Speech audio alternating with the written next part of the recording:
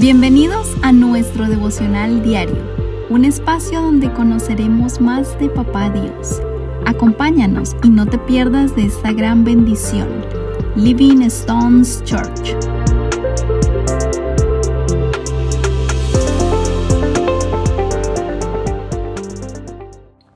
Muy buenos días, familia, bienvenidos en esta mañana a este tiempo devocional. Seguimos estudiando la palabra de Dios, escudriñando sus escrituras y bueno, estamos entonces en el libro de Primera Pedro y hoy nos corresponde nuestro plan de lectura el capítulo 4 del versículo 1 al 11 y hoy vamos a estar hablando de vivir para Dios. Y bueno, yo quiero que para iniciar nos hagamos una pregunta, que tú te la hagas tú solito ahí con el Señor. ¿Cuál es el motor que tú tienes para vivir? ¿Qué te impulsa y qué te motiva a vivir, a levantarte cada mañana y hacer lo que tú haces? Y yo sé que de pronto muchos podríamos decir, bueno, si somos padres, no, pues el motor de mi vida son mis hijos, yo vivo para mis hijos porque ellos quiero que estén bien, quiero que tengan todo, quiero que triunfen, quiero que crezcan. Otros podrán decir, vivo por mí, por mis sueños, por cumplir, por llegar a ser, por llegar a tener. Pero hay algo claro que tú y yo como creyentes, como hijos de Dios, tenemos que entender es que tú y yo vivimos ¿para qué? Para Dios. Y en este versículo 4, en los dos primeros versículos encontramos algo muy bonito. Dice así: por lo tanto, ya que Cristo sufrió dolor en su cuerpo, ustedes prepárense adoptando la misma actitud que tuvo Él y estén listos para sufrir también, pues si han sufrido físicamente por Cristo, han terminado con el pecado. No pasarán el resto de la vida siguiendo sus propios deseos, sino que estarán ansiosos de hacer la voluntad de Dios. Qué lindas esas palabras. Y tenemos que entender, y es una realidad, que algunas personas harían cualquier cosa por evitar el dolor. Es más, si nos preguntamos, ¿usted quiere que le duele, usted quiere sufrir? Pues claro, vamos a decir que no y evitaríamos el dolor. Pero como discípulos de Cristo, sin embargo, debemos estar dispuestos y estar preparados para hacer la voluntad de Dios y sufrir si es necesario.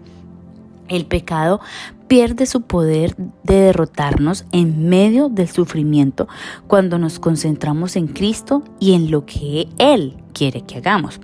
Cuando nuestro cuerpo sufre dolor o nuestra vida está en peligro, imagínate si has llegado a tener un momento de eso, ¿qué sucede en esos momentos? Se muestra con una mayor claridad nuestros verdaderos valores y los placeres, llamémoslo así, pecaminosos, parecen menos importantes en esos momentos.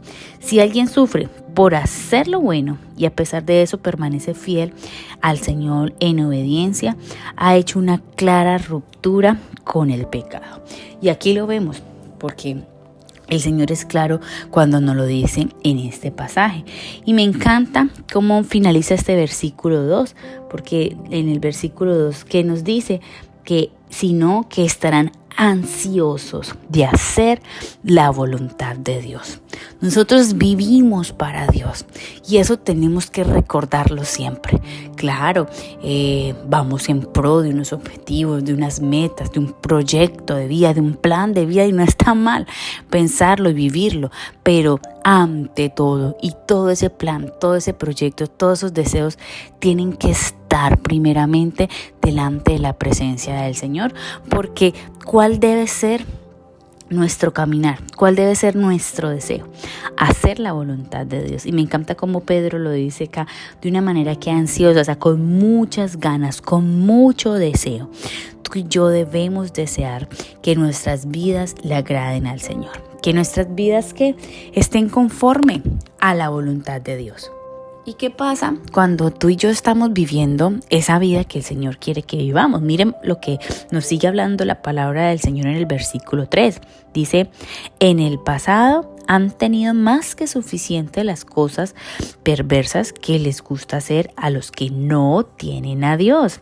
Inmoralidad, pasiones sexuales, parrandas, borracheras, fiestas desenfrenadas y abominable adoración a ídolos. No es de extrañarse, versículo 4, que sus amigos de la vieja vida se sorprendan de que ustedes ya no participan en las cosas destructivas y descontroladas que ellos hacen. Por eso los calumnian. Pero recuerden que ellos tendrán que enfrentarse con Dios, quien está listo para juzgar a todos, tanto a vivos como a muertos. Por esta razón, la buena noticia fue predicada a los que ahora están muertos, aunque fueron destinados a morir como toda la gente y ahora vivirán para siempre con Dios en el Espíritu.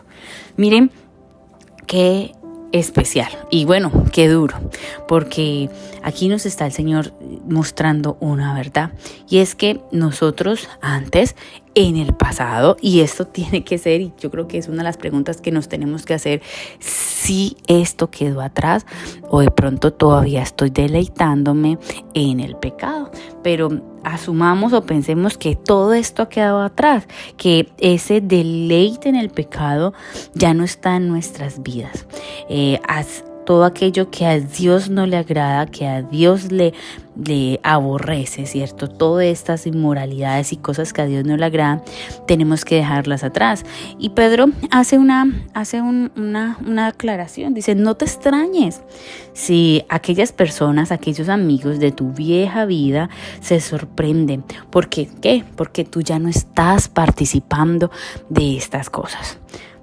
Pero bueno, esperemos que eso sí sea así, porque de pronto aún estamos con nuestras viejas amistades. No estoy diciendo que hay que alejarnos completamente de ellas, pero no podemos participar de lo que ellas hacen.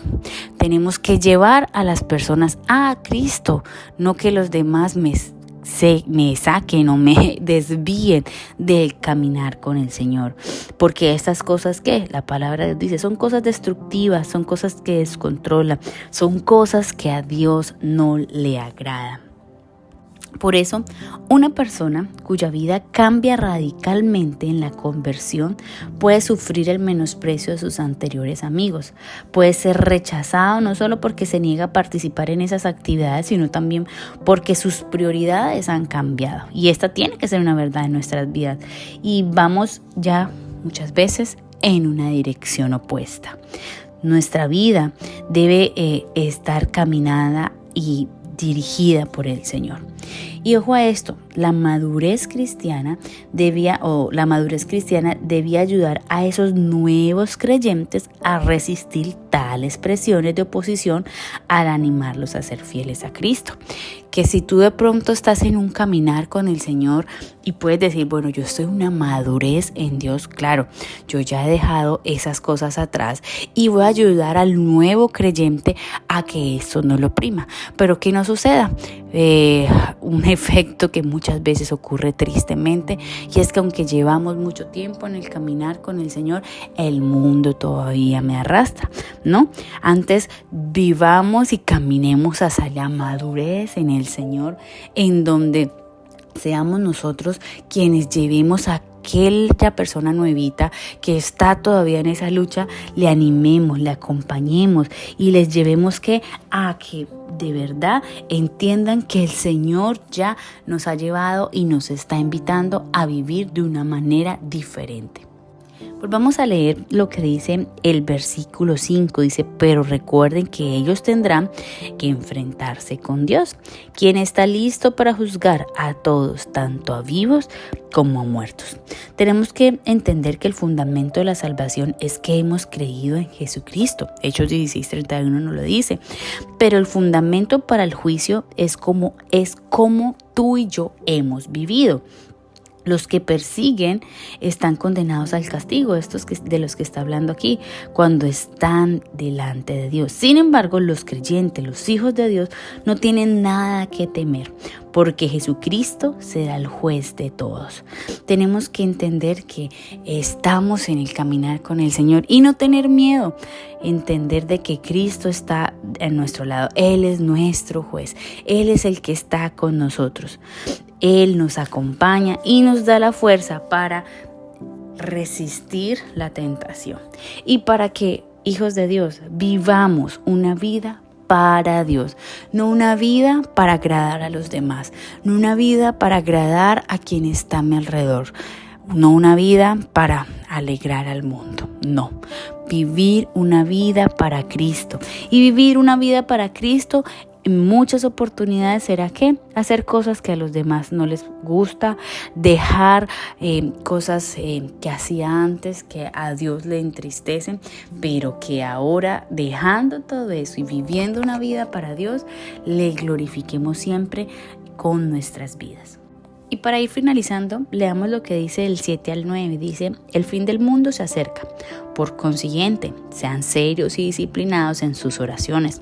Lo más importante de todo es que sigan demostrando el profundo amor unos a otros, porque el amor cubre gran cantidad de pecados. Abran las puertas de su hogar con alegría el que necesite un plato de comida o un lugar donde dormir. Dios, de su gran variedad de dones espirituales, les ha dado un don a cada uno de ustedes. Úsenlo bien para servir los unos a los otros. Tenemos que vivir con la expectativa de que, claro, Cristo viene, y el estar listos para encontrarnos con Él implica ¿qué? Un crecimiento continuo en amor a Dios y, claro está, como lo dice acá, a los demás. Es importante, necesario, fundamental orar regularmente, y también es importante llegar a los necesitados, a aquellos que necesitan de algo. Cuando yo soy una persona de oración, voy a ser una persona sensible también a la necesidad de los demás. Nuestros bienes, nuestro nivel social, aún el poder o el estatus que podamos tener, no significará nada, óigame bien, nada en el reino de Dios. Pero nosotros pasaremos a la eternidad con otras personas. Invirtamos, por tanto, ¿qué? Nuestro tiempo, nuestros talentos, lo que el Señor nos está dando, en lo que determinará toda una eternidad. Vamos a orar. Señor, gracias por este día, gracias por tu palabra, porque hoy nos recuerdas que tenemos que vivir para ti, Señor. No queremos vivir agradando al mundo, no quiero vivir agradando a mis amigos, no quiero vivir, Señor, agradando lo que mi carne quiere. Quiero hacer tu voluntad, quiero vivir ansiosa, Señor, gozosa por querer hacer tu voluntad, por agradarte a ti. No importa lo que otros puedan decir, no importa, Señor, que calumnias o que puedan, Señor, decir que soy aburrido. No me importa, Señor.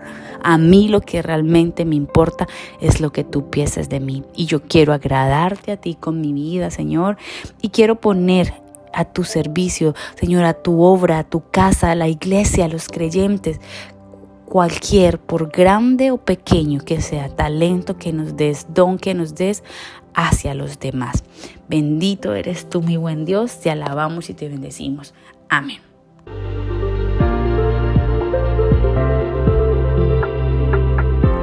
Gracias por acompañarnos en este día. Te esperamos en nuestro próximo devocional. Dios te bendiga.